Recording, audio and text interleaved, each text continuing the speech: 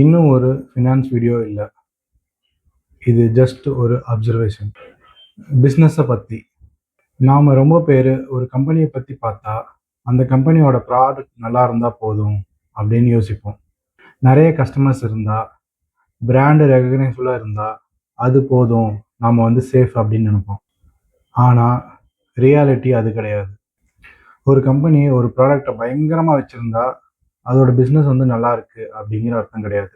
ஃபெயிலான company பற்றி பேசினா first question, அந்த கம்பெனி தயாரித்த ப்ராடக்ட் நல்ல ப்ராடக்டா இல்லையா அப்படின்னு தான் கேட்போம். ஆனால் நிறைய கேஸில் பார்த்தீங்கன்னா ப்ராப்ளம் அந்த கம்பெனி தயாரித்த ப்ராடக்டில் கிடையாது, டெசிஷன் மேக்கிங்காக தான் இருக்கும். எஸ்பெஷலி மணி டெசிஷன்ஸ். க்ரோத் ரொம்ப அட்ராக்டிவாக இருக்கும். ஒரு கம்பெனியோட ரெவன்யூ மேலே மேலே போகிற போது எல்லாமே கரெக்டாக பக்காவாக போகுதுன்னு தோணும்.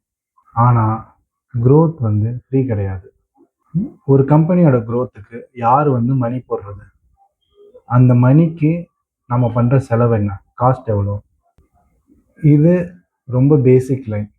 பட் நிறைய பேர் மிஸ் பண்ணுவாங்க. ப்ராஃபிட்டுங்கிறது கேஷ் கிடையாது.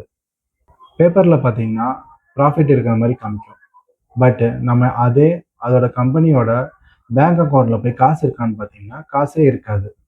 காசு எல்லாம் என்ன ஆகும், கொஞ்சம் கொஞ்சமாக ப்ரெஷர் பில்டப் ஆகும். ஒரு கம்பெனி ரொம்ப பெரிய நம்பர் காமிச்சா ஈஸியாக இன்வெஸ்டரை அட்ராக்ட் பண்ணும். ஆனால் லாங் ரனில் அந்த கம்பெனி காமிச்ச பெரிய நம்பர் பார்த்தீங்கன்னா அந்த பிரச்சனைக்கு ஆரம்ப புள்ளியாக இருக்கும். டிசிப்ளின் பார்த்தீங்கன்னா ரொம்ப போரிங்காக இருக்கும்.